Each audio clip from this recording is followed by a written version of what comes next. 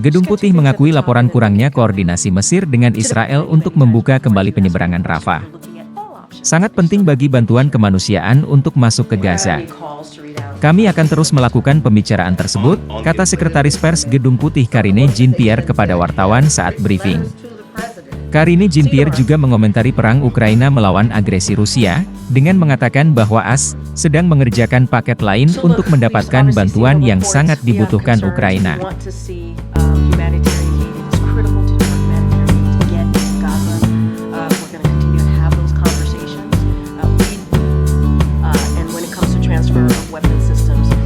They are continuing aside from that one shipment that we paused last week, the 500 to 2,000 pound unguided munitions. So that is where we are at this moment. I cannot speak.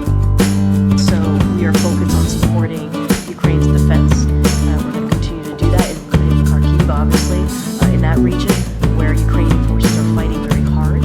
And we are also working on another package to get urgently needed aid to Ukraine. So we've seen our